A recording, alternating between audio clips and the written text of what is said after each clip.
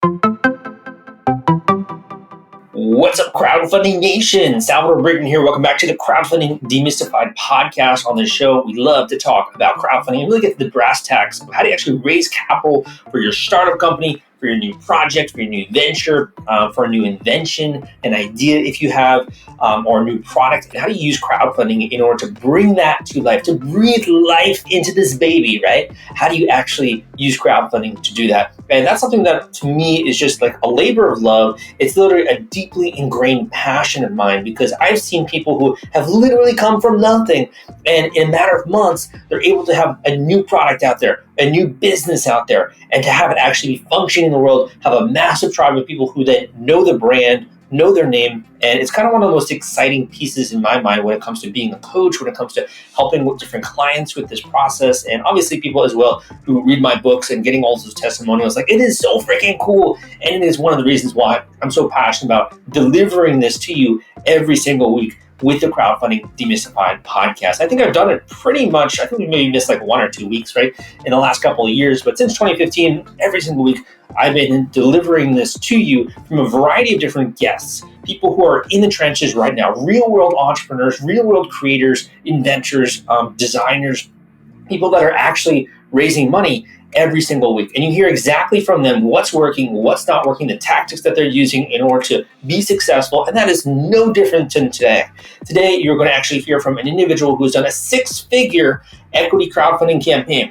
So equity crowdfunding, also known as investment crowdfunding, this is basically, it's a little bit similar to Kickstarter and Indiegogo with one major difference. And that's when you do an equity crowdfunding campaign, you're raising investment capital online.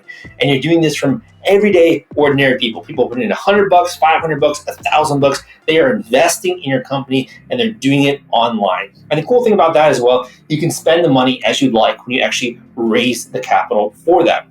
In today's episode, you're going to hear the story of how this individual was able to do a 6-figure equity crowdfunding campaign, some of the other kind of business ventures that they've been working on, why this one has been so successful so far, what their plans are when it comes to that, as well as the tactics that went into making this race successful, advice they have for you if you would also like to do something like this and you'd like to replicate some of their results. They brought their A game and they shared with you, for those people in the audience who are looking to see better results when it comes to crowdfunding, some of the tangible steps which you can take in order to do that. So I think you're going to like today's episode, specifically those of you out there that are trying to raise money for a software campaign. If you have an application, an app of some kind, or something more software related, I think that's really going to stand out for you in today's episode. In addition, if you want to get started and you really want to start this off right when it comes to educating yourself about equity crowdfunding, I got 2 great resources for you. One is a free course which I have on equity crowdfunding. To me, this is literally a no-brainer. The more that you can just absorb this information as you go, the faster you're going to learn. And also you're going to understand some of the common pitfalls. You're going to understand what you got to do in order to get funding, to get attention, all those kinds of things I put into this free equity crowdfunding course, which you can check out at crowdcrux.com/equity course. That link is crowdcrux.com/equity course, crowdcrux.com/equity course. So that's a really great place to get started. For those of you that are also kind of really busy, right, and you're doing a lot of different stuff, like me, you're going to the gym, you're trying to get out there and go for walks, you love to go on the subway or, whatever it is, wherever you're based, whether that's the United States or, outside the United States, maybe you're listening in the car, hopefully you're driving safely, right, on the way to work or wherever it is that you're going. If you like to be learning at the same time, and to me, I hate wasting time, right? If you love to speed up when it comes to your education process, go and check out my audiobook, because audiobooks are a great way to learn and be doing something else at the same time. This audiobook is called Equity Crowdfunding Explained, and it is available on Audible. In addition, Audible is doing a promotion where if you actually get a copy of Equity Crowdfunding Explained and you also get a free 30-day trial of Audible, they will give you the book for free. So you can go and check it out at crowdcrux.com/equity audio. That link is crowdcrux.com/equity audio, crowdcrux.com/equity audio. Dude, I am jazzed up. I'm excited. I can't wait for you to listen to this episode, to hear other entrepreneurs seeing success with crowdfunding. Always gets me excited. I really want to also just discover and pull apart, and it gets my curious side going to really demystify and understand what went into this success. And that's exactly what we're talking about on this podcast episode. And that's coming up right after this. Hey guys, welcome back to the Crowdfunding Demystified podcast. So we are privileged enough to speak with an equity crowdfunding creator who's launched a campaign on Seedrs, already raised over 100K, more than 122% funded from his goal. This is for Marvin's Den, a marketplace platform and mobile apps for ordering meal prep and healthy ready meals. We're lucky enough to have Nick on the show today, who's going to tell us all about this and also his business. Nick, welcome to the podcast. Thanks so much for having me. Really excited about the crowdfund, of course. And I think with this kind of things, there's a lot of misinformation. So I really appreciate your podcast, but also jumping on it to maybe provide some reality and very recent experience from it for sure. Definitely, man. So for those that have not had the chance to check out your campaign yet, maybe we could start. You could just kind of introduce yourself and also a little bit about what you've been working on here. Sure. So basically, we actually closed it last week. This is a campaign for Marvin's Den, basically a marketplace platform and mobile apps for ordering meal prep and healthy ready meals. So basically, we launched about a year ago. So yeah, this January it's been our kind of 1 year anniversary of launching the mobile apps on the Apple and Play stores in the UK. So we're very excited to grow this project further with the crowdfund that we did, which is going to basically fund various new features that we have. We're very kind of tech based, but also basically we want to be a great innovation in terms of nutrition. Not only being a mere aggregator of ready meals providers, but also enable very deep customization. Because in the world of nutrition, we know more and more from research that food and topics such as gut health are, while we can make like generalizations on what's healthy or not, in reality, it's very dependent on each person and each individual microbiome and so on. Yeah. And also, I mean, all of us are so busy, right, nowadays when it comes to work, it comes to the gym, and work, doing a bunch of different stuff that you don't have time always to cook, right? And I think anytime we try to order out, it's always very unhealthy. Is that kind of how you discovered the problem, or how did you come across the problem? Yeah, so basically, me and my co-founder we're both in a fairly similar situation. So he's called Abby, and he's our kind of tech god behind Marvin's Den, and he was working out of like Cambridge in the UK, of course, very famous university town, but in reality, it's a very tiny town, and he was even living kind of pretty much on the outskirts of it. And the options there in terms of food were very limited, especially in terms of healthy food, because he had a few, local ethnic takeaways, which are very delicious, but not very healthy because they have a lot of oil, pretty much. So Indian takeaways, Chinese takeaways. While he's Indian, for working on tech on a home or in the office, you need something which fuels you, healthy. And so something that that doesn't make you crash. You want to have a stable level of energy throughout the day. So that option didn't work out for him, and he started looking into ready meals at the supermarket because they're affordable and also convenient. But he didn't really like the taste, and actually digging into the ingredients list and the nutritionals, he found that actually they are high in saturated fat, high in salt, very processed. Yeah, basically they suck. They are they are slightly It's like improving. airplane food, man. You ever, you go on an airplane and you have those ready-made meals, right? It's horrible. Yes. I don't want to be as blunt because there are people who clearly have them, but there are worse things in life. But also, but at the same time, you want to eat conveniently, but you want to enjoy your food and you want to be confident that it's healthy. So for sure, I think that's definitely a topic. And so he started finding, though, through like social media ads and digging more into Google, that there are in the last few years a lot of ready meals and meal prep companies started popping. So these are independent startups, basically, which are very focused on the freshness of the food and high quality, and being high protein and catering for different health goals or for different bodies. And I really love them, especially at the beginning.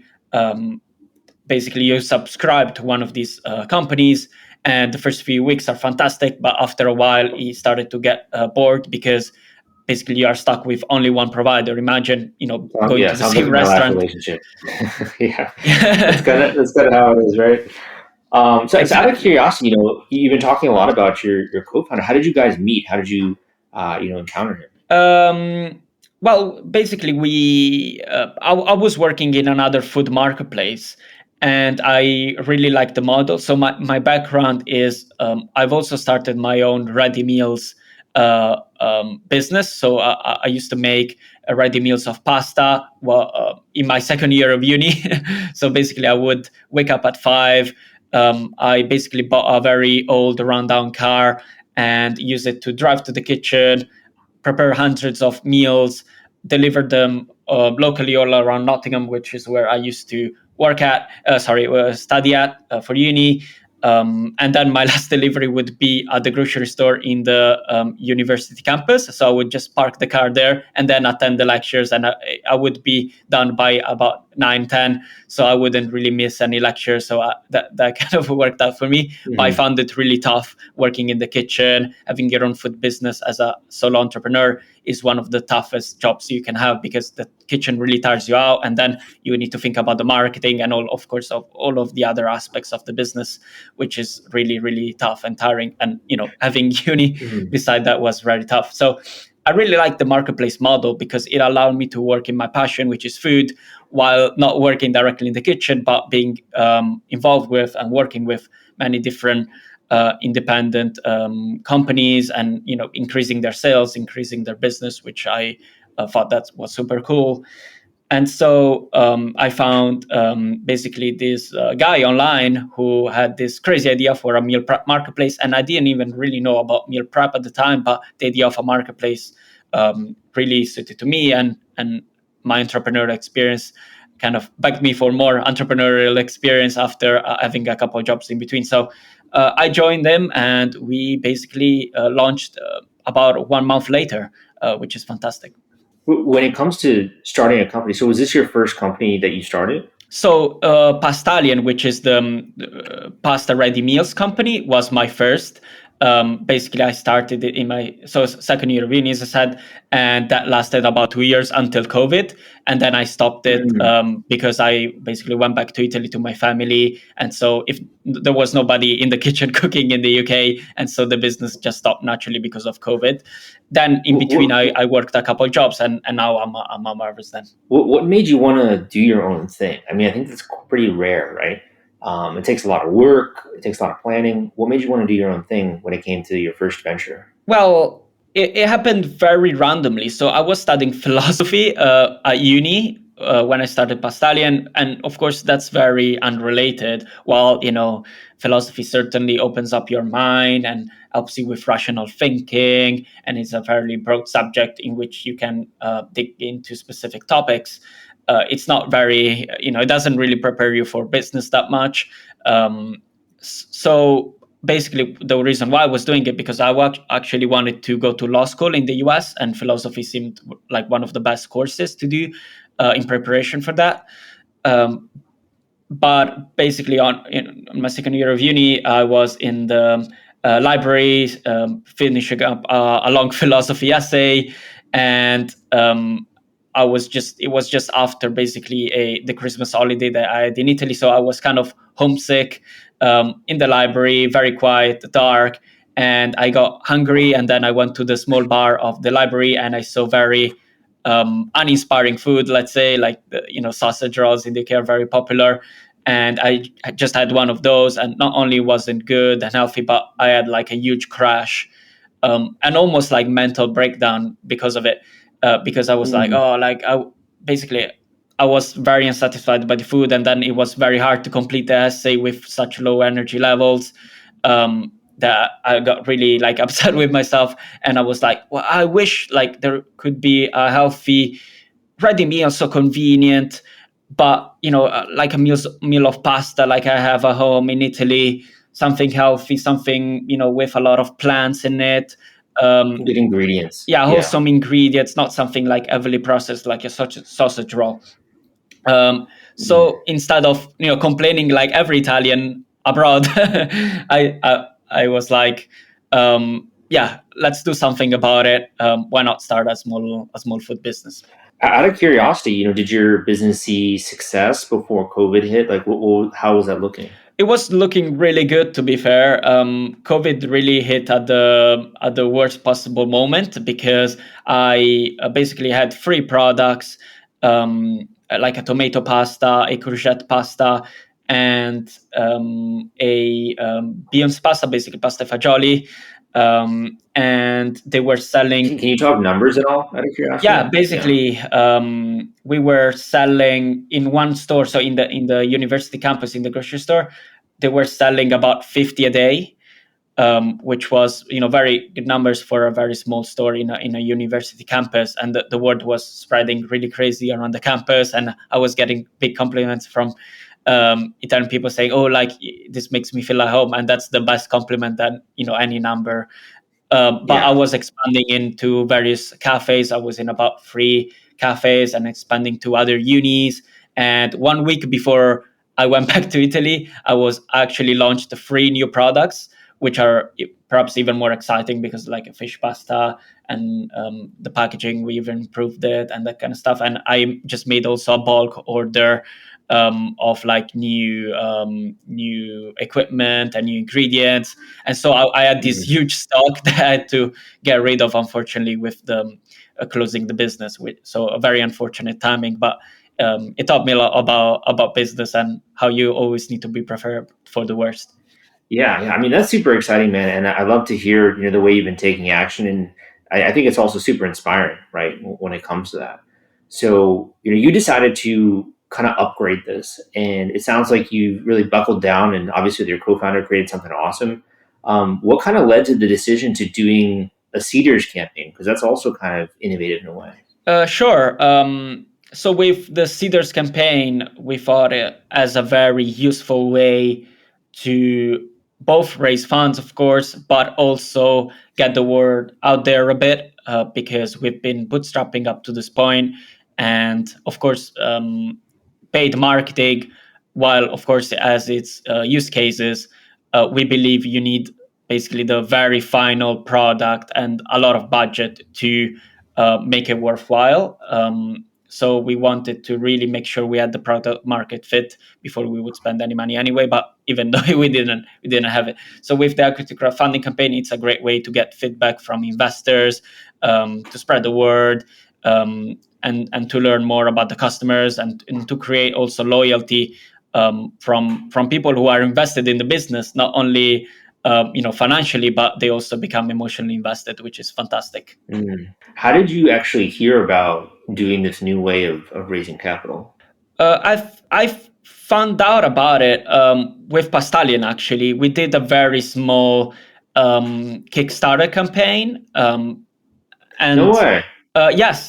So that was very tough. Actually, we saw much less success than with Marvin's then, and I think I lean more towards equity crowdfunding as a consumer product, that especially, I think on Kickstarter you can do very well with innovative technological products that basically you manufacture and can then like ship, and it's like a cool new gadget or something like that. I think for that it works really well. But I think for scaling a business, for a new kind of online technology, I think equity crowdfunding is the best, because you don't need to provide any kind of rewards, but it's just an investment into your company. So it goes as simple as basically, do you believe in the future of this company? Do you think it's a worthwhile investment? And so on. I think the conversation is what somebody's much more willing to take part into in terms of a discussion. Whereas with Kickstarter, at least, it felt to me like begging for money, and then like I give you something in return, which is also very expensive. So what's the point? If you get what I'm saying. Got it. When you were, take me to the time when you were a couple of days before going live with your Seedrs campaign. What was going through your mind at that point in time? So with the Seedrs campaign, you can check out our video, and you can like it or not, but we've spent about £50 just to rent a green screen room in London, with lights and professional green screen. But it was like super hot, for example. Like we really bootstrapped it, and my thoughts into the campaign were like, I think it's a really good business idea. We are bootstrapping, and I hope also other people believe in this idea as we do, because we're the first to market, and the healthy ready meals and meal prep delivery industry is very new, but also I think very exciting, because we all know people are getting busier and busier, while also they want to get healthier and healthier, and people are becoming more and more educated towards what is healthy or not. So you were confident. So I was confident, but I didn't know if we would, overfund like we did, because we overfunded 122%. So we kind of overseeded the target there. I hope that we would just fund, and that would be enough money, to have a 12-month runway and prove the concept further and grow the user base and launch the features that we would achieve the product market fit. But of course, any extra is really helpful. So we are very glad. If you're worried about the fulfillment and shipping part of your Kickstarter campaign when it comes to getting out all those perks and rewards to your backers, rest assured I've put together a complete Kickstarter fulfillment and shipping checklist for you, and it's free. This is sponsored by the folks at Fulfillrite, and they thought that you should have this checklist as part of your arsenal going into a crowdfunding campaign. If you want to get instant access to this checklist, and it's free, you can go to fulfillrite.com/checklist. Again, that is fulfillrite.com/checklist, fulfillrite.com/checklist. Just go to that link and you can download it immediately.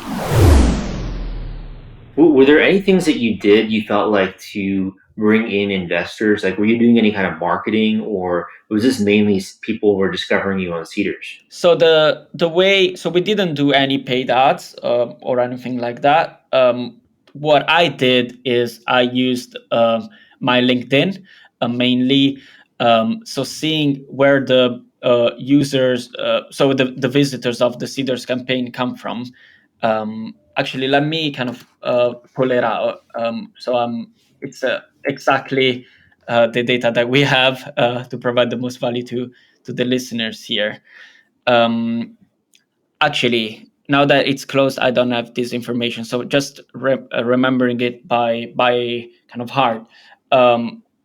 About 20% of the whole visitors came from LinkedIn. And the strategy there was both to document this as a founder myself, document the journey, the why and how, and everything like that. But especially, I used a software called Dripify for cold outreach to investors on LinkedIn and also other connections, and basically sharing the campaign. Like, would you be interested in looking at this? Giving one or two benefits from it. and then see if someone will answer. Then I would jump in personally and basically chat things through with them, with the other person, link them the Seedrs campaign and everything. So I think that really worked well. Because it wasn't too spammy, while it was a very automated process. So I wasn't just spamming the link, but I would first reach out and asking if this would be of interest, and then only then, if they would be interested, I would link and provide more information, such as attaching the pitch deck and all that kind of stuff. Super cool. And I really think it's interesting how you're drawing on your own network as well, right? When it comes to promoting and getting traffic, and you're doing it in a really, smart way when it comes to marketing. Did you also discover like people from the platform itself on Seedrs were able to find you? Yes. So with equity crowdfunding, I think there's a little bit of misunderstanding in terms of, let's launch on this platform, which is very well known in the UK. Seedrs is very well known, I think, and it has actually just been acquired by Republic, which is, from my understanding, the basically American, like US version of Seedrs. So now I think they're kind of merged together somehow. I don't know all the details, but basically founders think it's a well-known platform, so they will have a lot of visitors, which is true. And then so I'm going to get a lot of easy investors, basically, because I don't need to reach out to anyone, because a lot of people will see the campaign and they will invest, and then everything will be good and I will make lots of money. No, it doesn't work quite like that. Basically, for most of the campaign, it's up to your own network to take it forward. And then once that's successful, then only then you can count on investors coming, basically, automatically, without any work. So let's say passively. But you will never launch on Seedrs, and they will not never let you launch on Seedrs, or I think other equity crowdfunding platforms, without first a large chunk already being committed. But even after that, you need to basically reach something like 90% or even 100%, basically just from your own network. So that's very crucial to understand. Yes, it sounds like you kind of got to bring a bit of your own crowd before they're willing to promote you, and also I assume other people then see you're legit, right? That you also have some funding in the gate. One of the other questions I had for you, and I think this is actually a really important question that I've been getting a lot more. As a young founder, how did you go through the process of like valuing your company and deciding what percentage you were going to give away? What was the thought process like? So our main thought process was, how much do we need to do the things that we know we need to do? So in this 1 year of bootstrapping and launching our technology, we found out actually we kind of had the wrong approach with the way our UX worked. So if you go to our crowdfunding campaign, you can see that in the cover, there's a screenshot of our mobile app on iPhone. And basically, you can see various categories such as fresh meals, fitness meal, comfort meals, and then various providers under that kind of heading. And it kind of works. The UX basically is like other takeaway delivery apps, such as like Grubhub, or I'm not something I keep getting confused with the American ones, but yes, like Deliveroo in the UK, or like Just Eat for other Europeans. Those platforms are very much based on the restaurant, and so we kind of didn't really question it.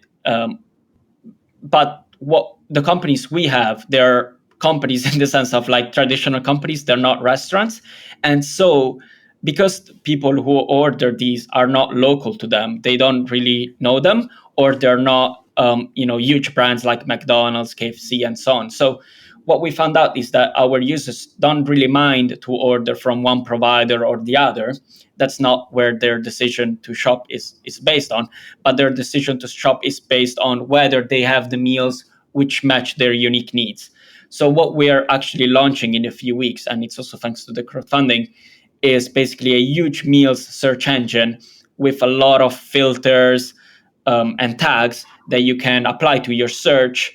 And then basically only the meals matching your search will show up. So, you let's say you can take the vegan, provide a calorie range.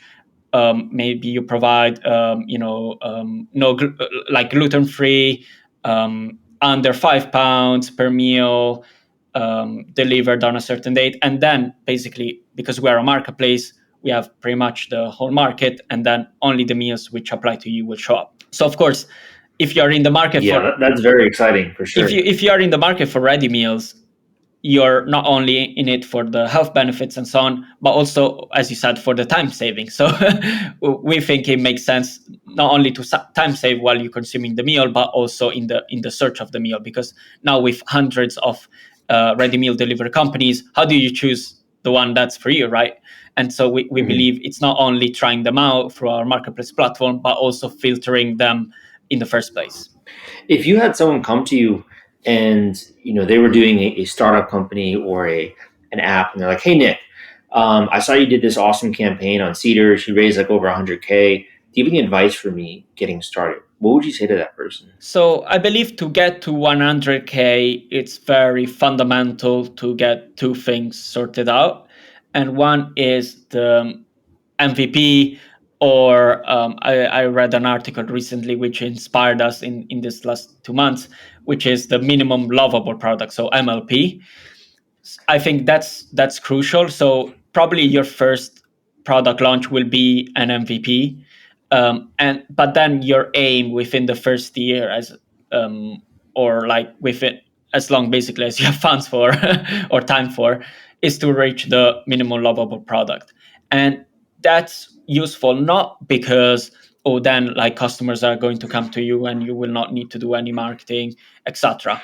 Maybe some will, but it's a very negligible amount. But you will see the conversion rates and other metrics really jump up. And that's where you can feel more confident to put a little bit more money in, or ask for more funds to your family and friends, to your network, or even to investors, right? Depending on the stage and idea and so on. And the other thing that you really need to kind of figure out is who is your customer. So this is, of course, very connected to the latter point, but it's also like a separate thing that I want to mention, because it's something that you need to dedicate a lot of time. So within Marvin's Den, we've done surveys all across the board and all across the channels. Even within our product, we have surveys. So, for example, kind of cheeky but useful way we used to do them, and we still do them in some part, is we have a questionnaire that we invite our users to go through within the app, and they answer various questions, answering, basically asking about what's their fitness goal, what's their dietary needs, do they know their basically daily energy expenditure, if not asking them biometric information so we can calculate that for them. And basically, what's their gender, do they like meal plans or individual meals, or do they like fresh or frozen meals? So basically gathering a lot of information to provide them with a bespoke advice from our in-house nutritionist. But of course, that data is also very useful to get to know the customer. Got it.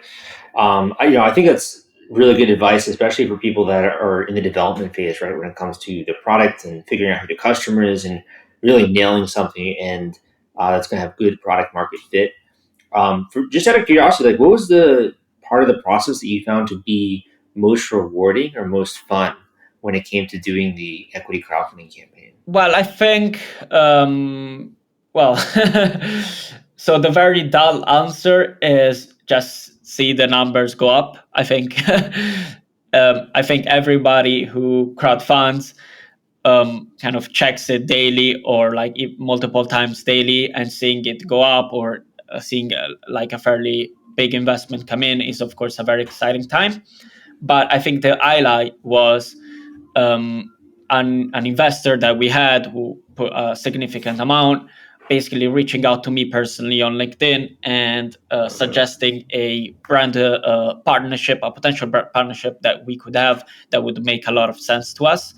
And that basically made me feel really good, not only because it was great advice, it was great feedback, we had a chat, and all the kind of benefits that come from it, but it shows that people who invest are not just throwing their money around, or a lot of people invest just like 15 pounds or dollars into startups, and maybe as a founder you think they don't really care, but actually there are people who really believe in your campaign. And I think, as I kind of mentioned before with Pastallion, I think many people enjoy not only see the numbers go up and down, but also getting the kind of more emotional, personalized feedback and chatting to people. Awesome, man. So, you've always been crushing with this campaign. What do you feel like has been the most rewarding piece of the puzzle, or when it comes to the equity crowdfunding campaign? So with Pastallion, I kind of mentioned how it was nice to see the number of sales in store of the meals. With the crowdfunding campaign, I think a lot of people who have done this before can kind of relate to it, but it's, logging into the campaign and seeing the numbers go up, whether that's like the investor number or the invested amount. So of course that's very exciting, and you just can't help it as someone who's crowdfunding. But I think the most exciting part of it, that basically my highlight of this crowdfunding campaign, was one of the significant investors who we didn't know, it was a complete stranger, reached out to me personally on LinkedIn after investing, and basically provided some feedback, and also suggested us a brand partnership that we now believe could be very useful to our growth. So I really appreciated that, because not only the value from his advice as a industry professional, but also the fact that he took the time of his day to reach out to me, and not for his kind of personal reasons, because he didn't reach out before he invested, but after he invested. So I really appreciated that, and I think that is a target you can aim at in your crowdfunding campaign. Build a relationship with industry professionals, investors, because those relationships will really help, not only throughout the campaign, but also later down the line throughout your business journey as a whole. Well said. Well said. Thank you so much for coming on the show. Really appreciate it. Where can people go to learn more about your app? Where can they go to learn more about the campaign as well? Sure. So you can head to our website, marvinstan.com, where there is still a banner linking out to our campaign. Or if you want to check out our campaign, you will still be able to see most of the information on seedrs.com/Marvin, Marvinstan. Perhaps you can provide the link, because it's a little complicated with our apostrophe and everything, but it's very easy. You can just Google Seedrs Marvinstan and you will find us for sure. Our apps are available in the UK at the moment on both the App Store and Play Store, but we believe the US market will be huge for us, so definitely we will be there at some point. Awesome, man. Thank you so much, Nick, for coming on the show. Really appreciate it. A lot of good advice, and look forward to your app growing, and look forward to you as well if you end up doing another campaign. Thanks so much. Thanks for having me. Thank you for listening to this episode of the Crowdfunding Demystified podcast. My name is Salvador Briggman, hailing in from Miami, Florida. Hope that you've been enjoying some of these episodes when it comes to the podcast I've been putting out, and also the guests that I've been having on. Man, I've been doing this show for a while. Actually started my podcast when I was in Brooklyn, New York. I was a New Yorker, spent many years in New York. I think I was there for about 6 years or so. It's one of my most fun times I've ever had in my life. I love the city of New York, and now I'm in Miami, Florida. But one of the cool things about this podcast is that you go back into the episodes and the archives of this show, you will literally be able to find any guest that resonates with you. And by that I mean, you'll find someone who's in your age demo, you'll find someone from the same area of the world as you. I've had people not only in the United States, but also from Hong Kong, Australia, Canada, Europe. I've had people from even third world developing countries on this podcast, right? People who are seeing success with crowdfunding. So I really tried to show you that anyone out there can do this. That was my mission when I started this podcast, is to prove to you that this is possible. And not only that, but there are actually tangible steps which you can take in order to speed up the process, in order to be more successful, in order to get those results which you want. And it's not rocket science, right? It can seem very mysterious on the outset, but that's what I love to do. Is I love to pull it apart, understand it, create a science out of it, so you can replicate, you can create a system, you can actually apply that to your life, and obviously as well to raising capital for your startup company, or raising funding for your new product, or an invention of some kind, or design product.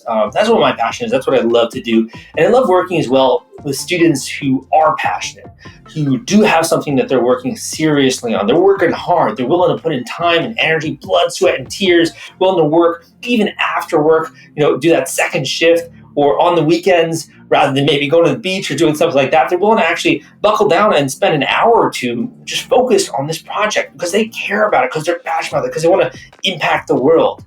And if that sounds like you, and you also want to get more clarity on this process, if you want to understand what you got to do in order to be successful, the best platforms for you to go on when it comes to some of the tools and resources that you don't even know about, have that guidance, have that hand-holding through this process, I'm telling you, one of the best investments which you can make is to book an individual one-on-one coaching call with me. Literally, I have never had someone say that this was a waste of their time. In fact, people have said, I can't believe you crammed so much into one individual coaching session. And that's literally what I do, is I bring my A game. There's absolutely no fluff when it comes to these calls. And I really try to intimately understand your company, what you're trying to accomplish, what you're trying to do when it comes to your raise. And I pull from this database, this massive library of many different strategies which have worked over the years when it comes to crowdfunding, and I apply that to your individual campaign. So that way you can accelerate your success in a dramatic way when it comes to your raise. So if that sounds interesting to you, go to the link I am about to mention. Tell me a little bit about what you're trying to accomplish, what you're trying to be successful with. Give me some of your background on the product you're working on or your business. What are your expectations? All that kind of stuff. Give me a little bit of information, and we can get an individual coaching call scheduled ASAP. That link is crowdcrux.com/coaching. Again, that link is crowdcrux.com/coaching. crowdcrux.com/coaching will take you there, and you can book that individual coaching call with me. In addition, I love to also introduce a lot of my students to other service providers in the industry, to other vendors. Occasionally, I'll also work one-on-one with clients in a much larger capacity, helping them launch their campaigns if it's something that I really believe in, I think has good legs, has good market potential, all that kind of stuff. I hope you enjoyed this episode. Go and check out the links in the show notes. And lastly, leave me a positive rating and review on iTunes if you did enjoy this episode and the other ones that I've been putting out consistently. Thank you so much. Again, my name is Salvador Briggman, and I will see you next time.